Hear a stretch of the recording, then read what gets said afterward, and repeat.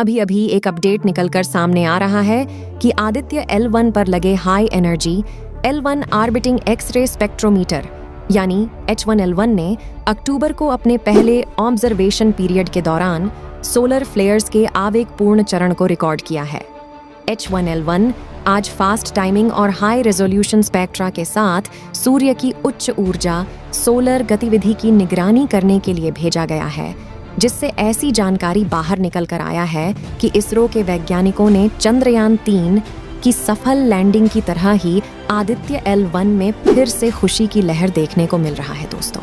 अब आखिर Aditya L1 mission HEL-1OS ने सोलर प्लेयर्स की पहली हाई एनर्जी एक्स-रे झलक की पहली तस्वीर खींचते हुए नजर आई है।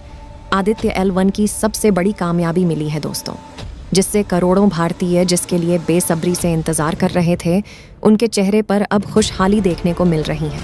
और इस कारनामे को करने के बाद इसरो के वैज्ञानिक अपने आप पर गर्व महसूस कर रहे हैं। इसरो के द्वारा भेजा गया आदित्य L1, जिसे सूर्ययान भी कहते हैं, आदित्य L1 तेजी से सूरज के करीब पहुंच रहा है। साथियों, आपको बता दें कि मीडिया में बात करते हुए इसरो के चीफ ने बताया कि हम लोगों के दिमाग में बहुत तरह के सवाल उठ रहे थे कि क्या वह अंतरिक्ष की गहरा इयोन आदित्य L1 खो गया?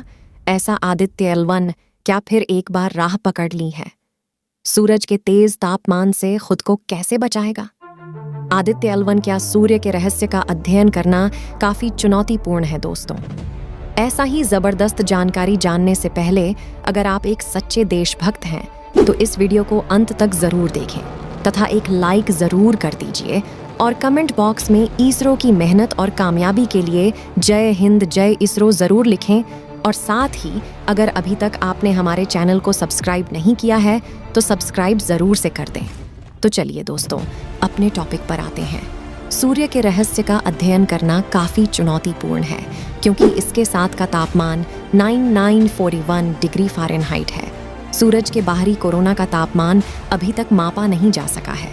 माना जाता है कि इसका तापमान लाखों डिग्री फ़ारेनहाइट होता तो जिससे सूरज के नज़दीक पहुंचना नामुमकिन है।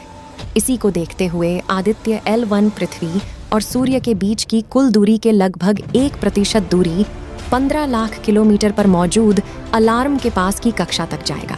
खतरों को देखते हुए साइंटिस्ट का मानना है कि आदित्य L1 बिना किसी बाधा के लगातार सूर्य के बारे में महत्वपूर्ण जानकारियां दे सकेगा। सूरज के तेज तापमान से खुद को बचाएगा। प्रचंड ताप से बचने के लिए आदित्य L1 में अत्याधुनिकता प्रतिरोधी तकनीक लगाए गए हैं। आदित्य L1 पर स्पेशल कोडिंग की गई जो तेज ताप से उसे बचाए रखेगी। इसके अलावा L1 में मजबूत हीट शील्ड लगाए गए हैं। पृथ्वी और सूर्य के बीच की कुल दूरी के लगभग 1% दूरी 15 लाख किलोमीटर पर मौजूद L1 के पास की कक्षा में स्थापित किया जाएगा। वहीं धरती पर बैठे इसरो के वैज्ञानिकों ने अपने आज तक के सबसे बड़े स्पेस मिशन आदित्य L1 को लॉन्च करके वह अंतरिक्ष में ले जाकर पृथ्वी के 400 किलोमीटर के ऑर्बिट में छोड़ दिया था। और यह सफर कोई 20-22 दिन का नहीं बल्कि पूरे 109 दिन का है। और आदित्य L1 सूर्य से करीब 80 लाख किलोमीटर दूर खड़ा था, इसलिए पूरी दुनिया की नज़र आदित्य L1 पर टिका हुआ था। क्योंकि इससे पहले इसरो सूर्ययान के दौरान ही अपने यह पहले ही प्रयास में पृथ्वी से इतना दूर भेज पाया है, जिसके बाद हमें एक बड़ी खुशखबरी मिली कि 30 सितंबर के दिन इसरो के वैज्ञानिकों ने कमांड सेंटर में बैठकर एक बटन दबाया जिससे आदित्य L1 ने अपने इंजन ऑन करके 4 किलोमीटर की तेज रफ्तार से पृथ्वी की गली वाली कक्षा छोड़ दी और L1 पॉइंट पर जाने के लंबे गैलेक्टिक हाईवे को हमारा बिल्कुल भी कंट्रोल नहीं है और वहां अचानक से मुसीबतें अंतरिक्ष यान के दरवाजे पर दस्तक दे देती हैं। ऐसा ही कुछ हुआ आदित्य L1 के साथ। जी हाँ दोस्तों, अपनी राह में आगे बढ़ते हुए अचानक से भारत का सूर्ययान अपनी राह से भटक गया था और दोनों की हेड ऑफिस में भगदड़ मच गया था। क्योंकि अगर कोई भी स्पेसक्राफ्ट अपनी राह में इधर उधर निकल जाए तो हंटर की रफ्तार पर चलते हुए वह अपनी तय की गई मंजिल से काफ़ी दूर निकल जाता है और फ्यूल की कमी होने की वजह से उसे वापस नहीं लाया जा सकता है, जिससे पूरा मिशन फेल हो जाएगा। इसलिए 6 अक्टूबर के दिन जब आदित्य L1 अपनी राह से भटक गया तभी इसरो के कमांड सेंटर में इमरजेंसी सिग्नल शुरू हुआ, जिसमें आदित्य L1 की एक ट्रांजैक्टरी ठीक करने के लिए सभी व्यक्ति परफेक्ट कैलकुलेशन करके तुरंत आदित्य L1 का इंजन फायर कर दिया, जिससे उसके तय किए गए एंगल पर मोड़कर अपनी रफ्तार इसरो ने अपने ट्वीट में कहा कि 6 अक्टूबर के दिन हमने प्रोजेक्ट ट्री कलेक्शन मैनुअल यानी TCS को परफॉर्म किया था, जिसके लिए आदित्य L1 के इंजन को 16 सेकंड के लिए फायर किया गया था। आगे बताया कि trans Lagrangian point in sanction प्रक्रिया के बाद प्रोजेक्ट ट्री कुकिंग कर उसे कैरेट करना अनिवार्य था, क्योंकि प्रोजेक्ट ट्री कलेक्शन मैनुअल से सॉल्यूशन होता है कि सोलर पैनल की मदद से चार्ज होकर काम करेंगे और इस पर एंटीना के जरिए research data ISRO command centre तक पहुंचाएंगे। दोस्तों, आपको यह जानकर हैरानी होगी, पूरे सूर्य के केंद्र का तापमान 1.85 करोड़ डिग्री सेल्सियस है, जबकि इसकी बाहरी सतह का तापमान सिर्फ 6000 डिग्री सेल्सियस है। इसके वातावरण के आखिरी हिस्से या कोरोना तक पहुंचते पहुंचते 1 से 3 मिलियन डिग्री सेल्सियस हो जाता है और आदित्य L1 यह जानने की कोशिश करेगा कि आखिर ऐसा क्यों होता है। इसके अलावा सूर्य समय समय पर मैटर को बाहर अंतरिक्ष में फेंकता है। ऐसे में आदित्य L1 इस बात का पता लगाने की कोशिश करेगा कि कोरोना मास इंजेक्शन कब और कितनी तीव्रता से होता है। होने वाले सौर तूफान भी हमारी पृथ्वी के लिए काफी खतरनाक होते हैं, जिन्हें पृथ्वी की मैग्नेटिक फील्ड धरती पर आने से रोक तो देती है। यदि स्पेसक्राफ्ट में बैठकर अंतरिक्ष में जाना है तो हमें सूर्य के तूफानों से बचना होगा। इसलिए आदित्य L1 इन सभी परिस्थितियों का जांच करेगा और इसके अलावा सूर्य की ऑब्जर्वेशन करेगा। यानी कुल मिलाकर सूर्य आदित्य L1 सूरज की उम्र रहस्य से पर्दा उठाएगा और अपने काम के लिए वह सूरज से मिलने वाली ऊर्जा का इस्तेमाल करेगा। 5 साल के मिशन के दौरान अंतरिक्ष यान L1 से ही सूर्य का अध्ययन करेगा। L1 अंतरिक्ष में स्थित वह स्थान है जहां सूर्य और पृथ्वी का गुरुत्वाकर्षण बल समान होता है। L1 के पास की कक्षा में रखे गए सैटेलाइट से सूर्य देखा जा सकेगा।